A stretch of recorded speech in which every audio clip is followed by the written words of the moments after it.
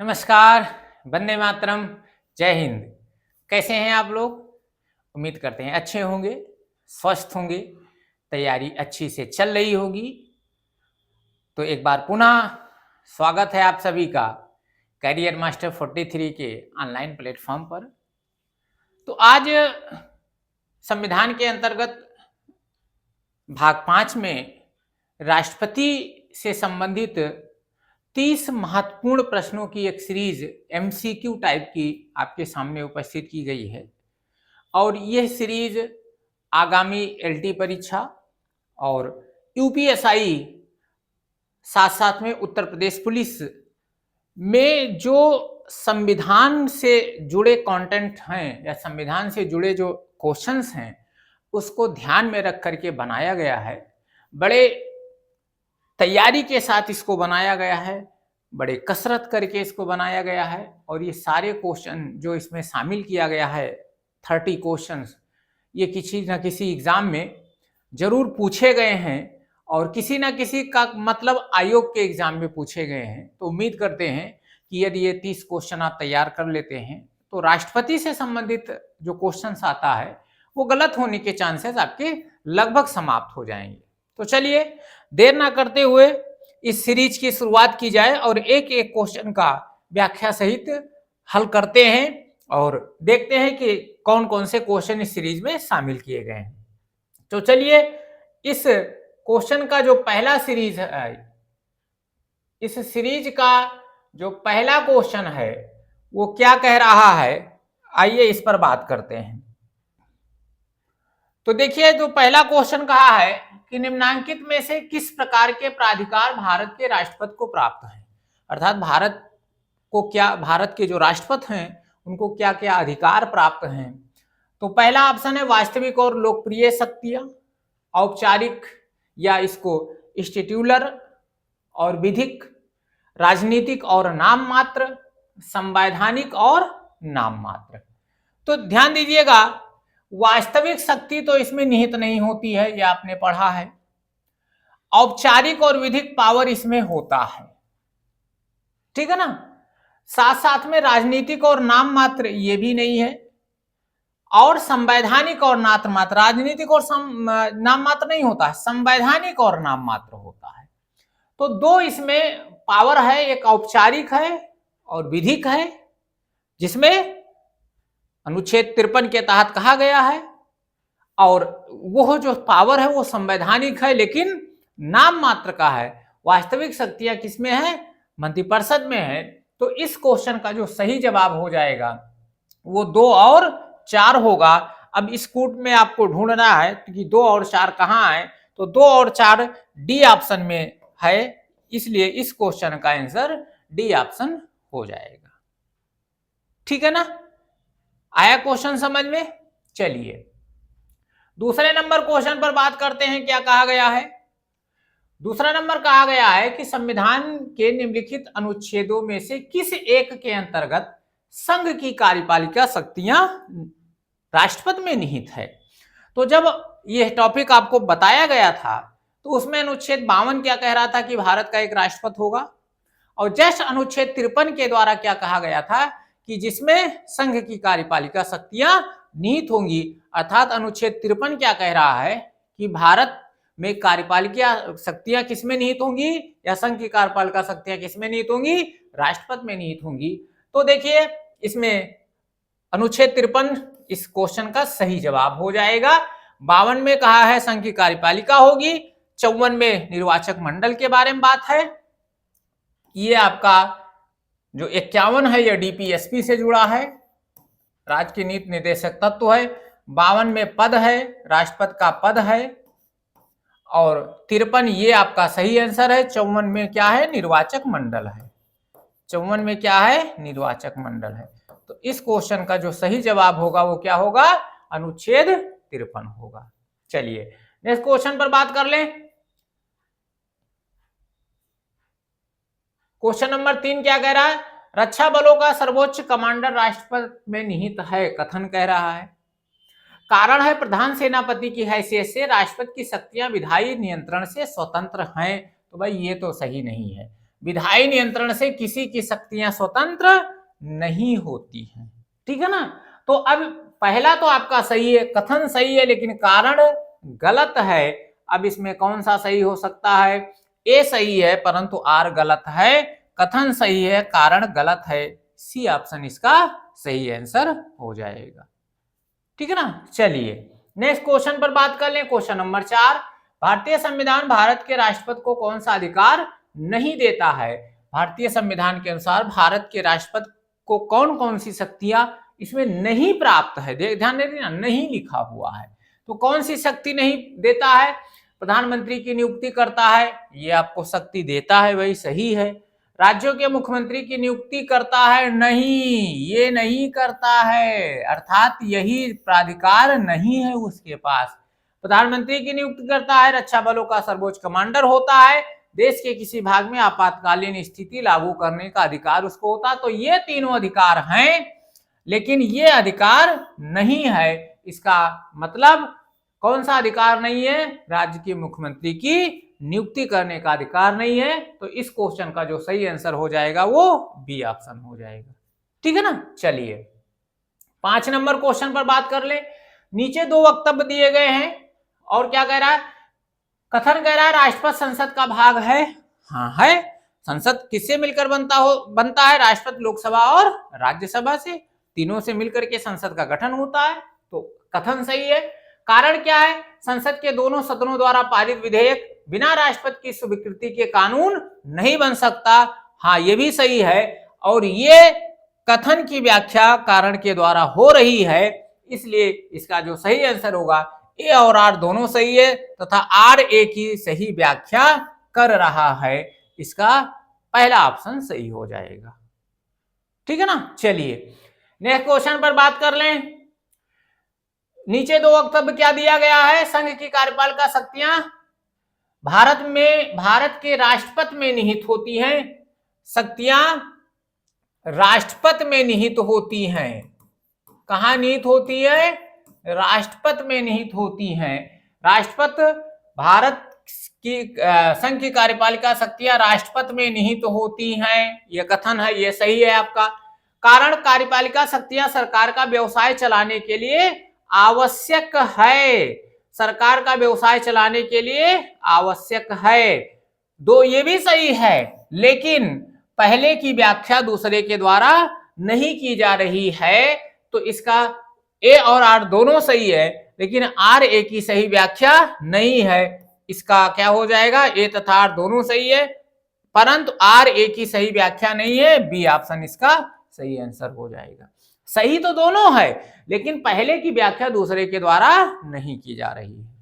चलिए अगले क्वेश्चन पर बात कर ले भाई। भारत के राष्ट्रपति की शक्तियों के बारे में निम्नांकित में कौन सा एक कथन सही नहीं है? ध्यान रखिएगा, जब भी आप एग्जाम में बैठे तो सही है या सही नहीं है इस वाक्य को या इस शब्द को जरूर आप हाईलाइट करिए। समझ में आ रहा है ना? यहां कह रहा सही नहीं है तो यहां अंडरलाइन कर दीजिए। अब आप पढ़िए क्वेश्चन क्या कह रहा है? राष्ट्रपति को सर्वोच्च न्यायालय के परामर्श को स्वीकार करना चाहिए।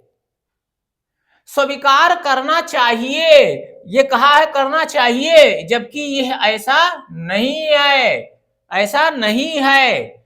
स्वीकार कर भी सकता है अथवा नहीं कर सकता है। देखिए जब आर्टिकल 143 के तहत 143 के तहत जब राष्ट्रपति परामर्श के लिए सर्वोच्च न्यायालय के पास भेजता है तो सर्वोच्च न्यायालय का जो परामर्श है वो मान भी सकता है और नहीं भी मान सकता है। ये है पावर उसको। यहाँ का स्वीकार करना चाहिए तो यही सही नहीं है। दूसरा आपातकालीन शक्तियां उसमें होती ही होती है। राज्यों में राष्ट्रपति शासन आगे बढ़ाने की शक्ति ही है उसमें, और सर्वोच्च न्यायालय के परामर्श को स्वीकार करे अथवा ना करे ये भी पावर उसमें होता है। तो 3 है पावर, ये तीनों है, ये सही है, ये सही है। पहला सही नहीं है, हमसे यही पूछा है, सही नहीं है। तो इस क्वेश्चन का आंसर क्या हो जाएगा? 7 नंबर हो जाएगा, सॉरी पहला ऑप्शन हो जाएगा। चलिए अगले क्वेश्चन पर बात कर लें। आपातकाल में किसी राज्य विधानसभा की अवधि बढ़ाई जा सकती है। आपातकाल की परिस्थितियों में हमारे संविधान में कहा गया है 352 में कि लोकसभा और राज्यसभा की अवधि को बढ़ाया जा सकता है, 5 साल के अतिरिक्त भी अवधि को बढ़ाया जा सकता है। तो यहाँ राज्य विधानसभा की अवधि बढ़ाई जा सकती है, लेकिन किसके द्वारा? तो इसका जो सही आंसर हो जाएगा वो संसद के द्वारा राज्य विधानसभा की अवधि या कार्यकाल बढ़ाया जा सकता है। ठीक है ना। चलिए, तो इस क्वेश्चन का आंसर बी हो जाएगा। नेक्स्ट 9 नंबर क्वेश्चन, राष्ट्रपति के निर्वाचन में राज्य का मुख्यमंत्री मतदान करने के लिए पात्र नहीं होता है यदि वह स्वयं प्रत्याशी है, तभी वो पात्र होगा। पात्र नहीं होता है, यहां यदि वो स्वयं प्रत्याशी है तो पात्र है। उसे राज्य विधानमंडल के निचले सदन में अपना बहुमत सिद्ध करना शेष हो, तभी वो पात्र है। वह राज्य विधानमंडल में उच्च सदन का सदस्य हो। जब उच्च सदन का सदस्य हो तो वह पात्र नहीं होता है, पात्र नहीं होता है। इसका मतलब ये ऑप्शन सही हो जाएगा। उच्च सदन का मतलब विधान परिषद, उच्च सदन का मतलब विधान परिषद। और आपको बताया गया है कि राष्ट्रपति के निर्वाचक मंडल में लोकसभा के निर्वाचित सदस्य, राज्यसभा के निर्वाचित सदस्य और राज्य विधानसभाओं के निर्वाचित सदस्य भाग लेते हैं। राज्य विधान परिषद के सदस्य भाग नहीं लेते हैं। तो यही कह रहा है कि यदि वह विधानमंडल के उच्च सदन का सदस्य हो, उच्च सदन मतलब विधान परिषद का सदस्य हो, तो चूंकि विधान परिषद जब राष्ट्रपति के निर्वाचन में भाग ही नहीं लेता है, तो मुख्यमंत्री यदि वहां से है तो वो मत राष्ट्रपति के निर्वाचन में नहीं दे सकता है। तो इस क्वेश्चन का आंसर क्या हो जाएगा? सी ऑप्शन हो जाएगा। ठीक है ना। अगला क्वेश्चन, भारत में राष्ट्रपति के चुनाव के लिए चुनाव मंडल के सदस्य होते हैं। ये अभी आपको बताया गया, लोकसभा के चुने निर्वाचित सदस्य ये होते हैं, राज्यसभा के सदस्य होते हैं, राज्य विधानसभा के सदस्य होते हैं, राज्य विधान परिषद के सदस्य नहीं होते हैं। इसका मतलब कौन सा सही है? 1, 2 और 3, 1, 2 और 3, सी ऑप्शन इसका सही आंसर हो जाएगा। ठीक है ना। चलिए अगले क्वेश्चन पर बात कर लें। 11 नंबर क्वेश्चन, भारतीय संविधान के किस अनुच्छेद के अंतर्गत राष्ट्रपति पर महाभियोग लगाया जाता है? तो अनुच्छेद 356 ये क्या है? ये राष्ट्रपति शासन है राज्यों में, ये राज्यों में राष्ट्रपति शासन है। ठीक है ना। 361 क्या है? ये महाभियोग की प्रक्रिया है। 361 क्या है? महाभियोग की प्रक्रिया है। अनुच्छेद 123 क्या है? अध्यादेश है। अनुच्छेद 123 क्या है? अध्यादेश है। और 60 क्या है? शपथ है। तो महाभियोग किस अनुच्छेद के तहत लगाया जाएगा? अनुच्छेद 61 के तहत जो प्रक्रिया है उसके अनुसार लगाया जाता है। तो इस क्वेश्चन का आंसर बी ऑप्शन हो जाएगा। चलिए अगला नंबर क्वेश्चन, भारतीय राष्ट्रपति के विषय में निम्नलिखित कथनों पर विचार कीजिए। क्या उसे भारत का जन्म से नागरिक होना चाहिए? उसे 35 वर्ष की आयु पूरी कर लेनी चाहिए? उसे संसद का सदस्य निर्वाचित होने की योग्यता रखनी चाहिए? इनमें से कौन सा सही है? ठीक है ना। तो ध्यान से समझिएगा, जो राष्ट्रपति के निर्वाचन के लिए जो योग्यता है उसमें उसे भारत का नागरिक होना चाहिए। ध्यान से समझिएगा, भारत का नागरिक होना चाहिए। लेकिन जन्म से यहां लिखा है तो जन्म से नागरिक होना आवश्यक नहीं है। भारत का राष्ट्रपति चुने जाने के लिए जन्म से ही भारत का नागरिक होना आवश्यक नहीं है। तो ये आपका गलत हो गया। 35 वर्ष की आयु पूरी कर लेनी चाहिए, ये सही है। कम से कम 35 वर्ष की आयु होनी चाहिए। उसे संसद का सदस्य निर्वाचित होने की योग्यता रखनी चाहिए, ये गलत है। उसे लोकसभा सदस्य, ध्यान से समझिएगा, लोकसभा सदस्य निर्वाचित होने की योग्यता रखनी चाहिए, ना कि संसद सदस्य की। तो केवल कौन सा सही है? केवल 2 सही है। इसका बी ऑप्शन सही हो जाएगा। चलिए अगले क्वेश्चन पर बात कर लें। अगर भारत के राष्ट्रपति के चुनाव से संबंधित कोई विवाद उत्पन्न होता है तो उस विवाद को किसको सौंपा जाता है? तो भारत के सर्वोच्च न्यायालय को यह विवाद सौंपा जाता है। और इस विवाद के बाद जो सर्वोच्च न्यायालय का आदेश होगा वो सर्वमान्य होता है, वो अंतिम होता है। इस विवाद से संबंधित जो सर्वोच्च न्यायालय का आदेश होगा वो अंतिम होगा।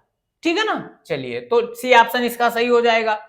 14 नंबर क्वेश्चन, एक सांसद अथवा विधानसभा का सदस्य राष्ट्रपति निर्वाचित हो सकता है, परंतु हाँ हो सकता है, चुनाव लड़ने से पूर्व उसे त्यागपत्र देना होगा? नहीं, ये गलत है भाई। अपने निर्वाचन से 6 माह के अंदर अपनी सदस्यता छोड़नी होगी? नहीं, ये भी गलत है। निर्वाचित होने के तुरंत या निर्वाचित होने के तुरंत उपरांत अपनी सदस्यता छोड़नी होगी, ये सही है। जैसे वो निर्वाचित हो जाता है तुरंत उसे अपना पद छोड़ना पड़ेगा। एक सांसद चुनाव लड़ सकता है परंतु विधानसभा का सदस्य नहीं, गलत है। तो केवल कौन सा सही है? सी ऑप्शन सही है। ठीक है ना। चलिए 15 नंबर क्वेश्चन, विधानसभा की कुल निर्वाचित सदस्य संख्या द्वारा विभाजित का प्राप्त भागफल की 1000 के गणकों के बराबर होती है, वर्तमान स्थिति में जनसंख्या से क्या तात्पर्य है? ठीक है ना, ध्यान से समझिएगा। जब विधानसभा के सदस्यों के राष्ट्रपति के चुनाव में जो विधानसभा के सदस्य हैं वो जब वोट देते हैं तो उनके वोटों की वैल्यू निकाली जाती है। इसी को कहा जाता है आनुपातिक प्रतिनिधित्व प्रणाली। ठीक है ना। तो कैसे निकाली जाती है? उसमें निकाली जाती है राज्य की कुल जनसंख्या बटा राज्य विधानसभा सदस्य की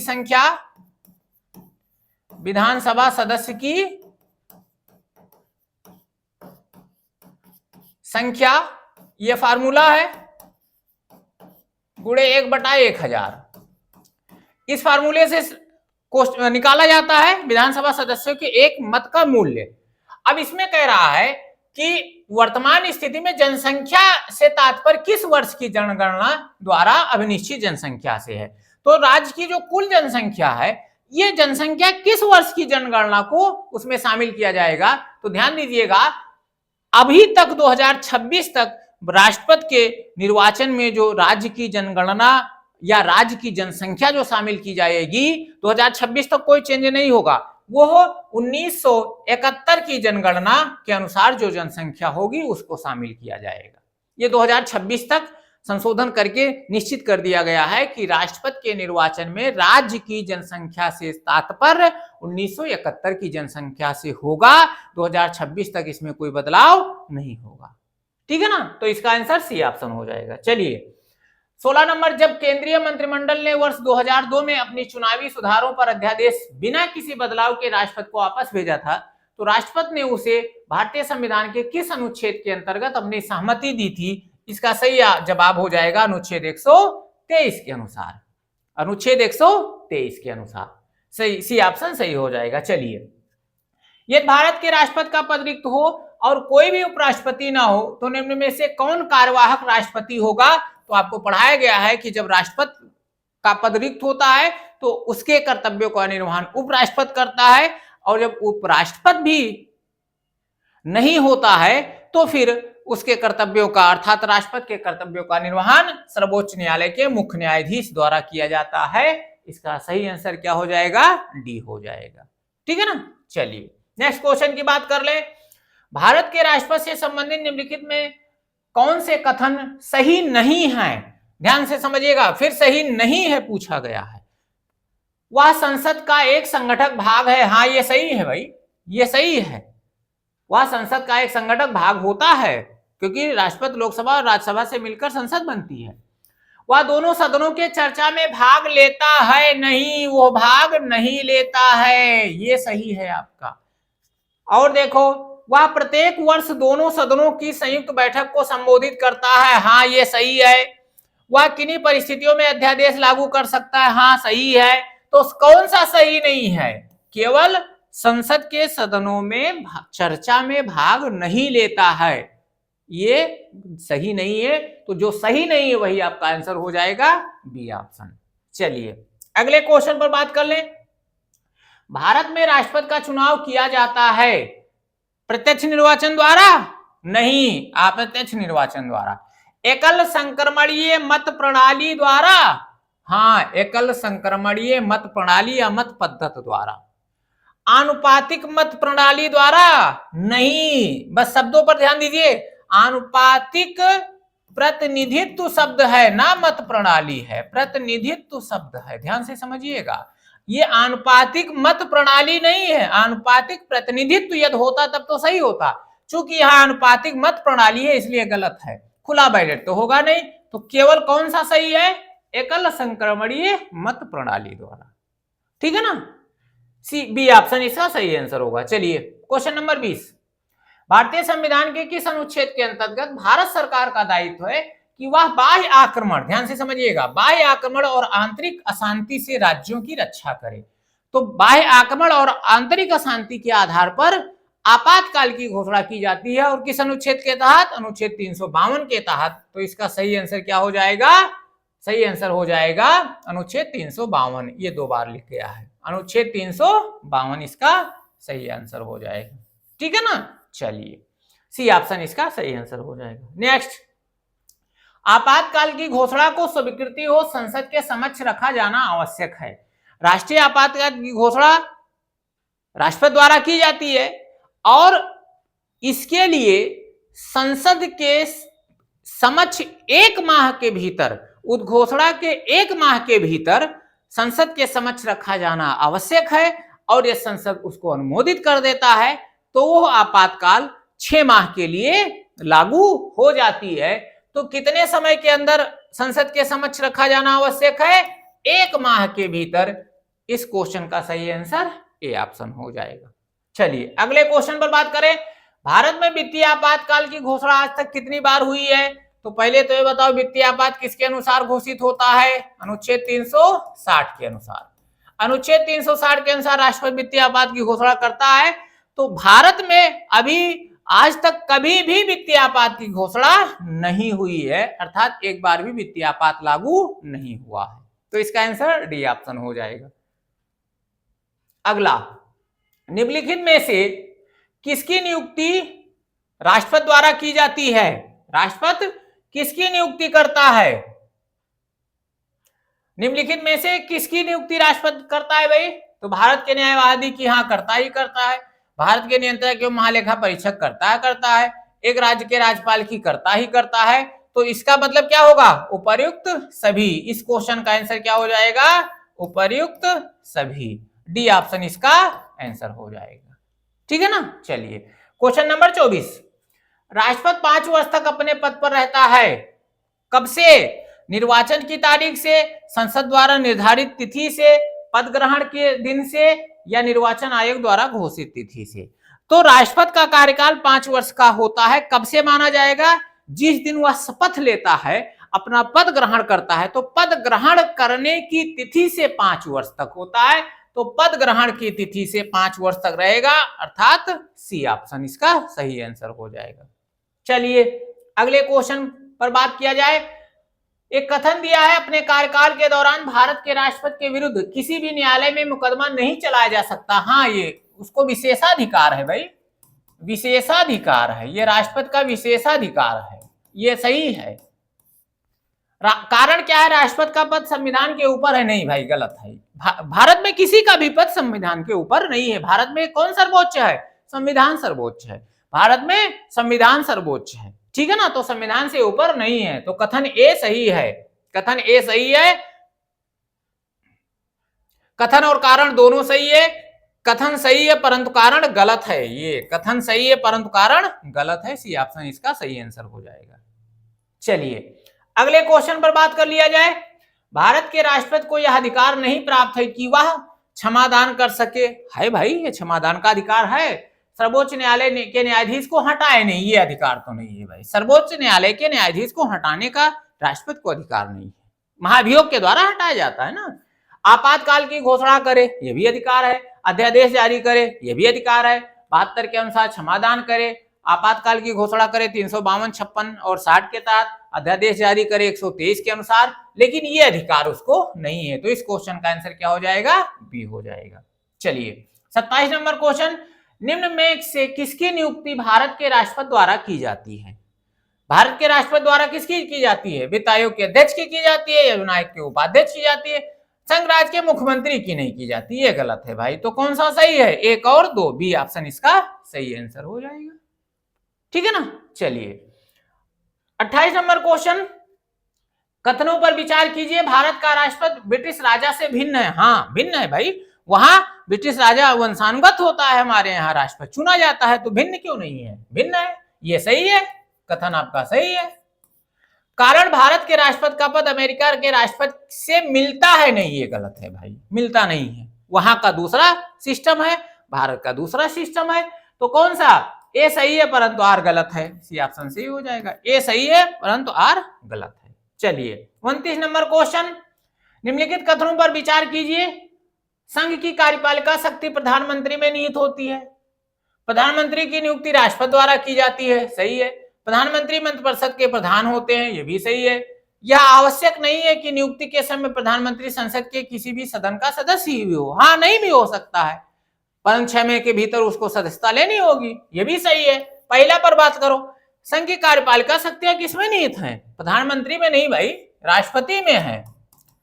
हाँ वो अलग बात है कि औपचारिक राष्ट्रपति है, ठीक है ना, नाम मात्र का राष्ट्रपति है लेकिन वास्तविक प्रधानमंत्री है। लेकिन यदि डायरेक्ट ऐसे कह दिया जाएगा कि संघ की कार्यपालिका शक्ति प्रधानमंत्री में निहित है तो फिर आर्टिकल 53 तो झूठा हो जाएगा ना। तो इसलिए संघ की कार्यपालिका शक्तियां प्रधानमंत्री में निहित नहीं होता है, तो पहला आपका गलत हो जाएगा भाई। तो 2, 3 और 4 सही है, 2, 3 और 4 सही है, सी ऑप्शन इसका सही हो जाएगा। और इस सीरीज का अंतिम क्वेश्चन नंबर 30 क्या कह रहा है? भारत का राष्ट्रपति आपात की घोषणा कर सकता है यदि खतरा किस कारण बनता है। मतलब राष्ट्रीय आपात की घोषणा जो है किन कारणों से की जाती है, इस पर बात किया गया है। तो ध्यान रखिएगा, 44वें संविधान संशोधन 1978 के पहले, ठीक है ना, राष्ट्रीय आपात की घोषणा 3 कारणों से हो सकती थी, जिसमें बाह्य आक्रमण था, पड़ोसी देश का आक्रमण था, आंतरिक अशांति थी और सशस्त्र सेनाओं का विद्रोह था। आंतरिक अशांति भी थी, 1975 की इमरजेंसी इसी आधार पर घोषित भी की गई थी। कारण आंतरिक अशांति ही बताया गया था। लेकिन जब 1978 में 44वां संविधान संशोधन हुआ तो इसमें साफ साफ कहा गया कि नहीं, आंतरिक अशांति के आधार पर अब राष्ट्रीय आपात की घोषणा नहीं हो सकती है। तो केवल कौन सा कारण है? आंतरिक अशांति को हटा ही दीजिए। बाहरी आक्रमण ये कारण हो सकता है, सशस्त्र विद्रोह ये कारण हो सकता है, सांप्रदायिक नहीं है। तो केवल 2, 1 और 3 का आधार है राष्ट्रीय आपात की घोषणा के लिए। तो 1 और 3 इसमें कहां है? डी ऑप्शन में है। 1 और 3 इस आधार पर राष्ट्रीय आपात 352 के तहत राष्ट्रपति घोषित कर सकता है। थोड़ा सा जब राष्ट्रपति आपातकाल आप पढ़ेंगे तो 1978 के पहले जो 44वां संविधान संशोधन हुआ, राष्ट्रीय आपात की परिभाषा अलग थी, कारण अलग था। लेकिन जब 1978 में 44वां संशोधन हुआ तो उसमें राष्ट्रीय आपात को पूरी तरीके से एकदम बदल करके रख दिया गया, कारण बदल दिया गया, अनुमोदन बदल दिया गया, ठीक है ना। तो फिलहाल अब केवल 2 आधार होगा, बाहरी आक्रमण और सशस्त्र विद्रोह। तो इसका सही आंसर डी होगा। तो ये था राष्ट्रपति से संबंधित 30 महत्वपूर्ण क्वेश्चन। उम्मीद करते हैं आपको अच्छा लगा होगा, और ये अच्छा लगा हो वीडियो को लाइक कर दीजिए, शेयर कर दीजिए, और चैनल पर नए हैं तो चैनल को सब्सक्राइब कर लीजिए। तो आज के लिए इतना ही, नेक्स्ट फिर मिलते हैं एक नए टॉपिक के साथ। तब तक के लिए धन्यवाद, जय हिंद।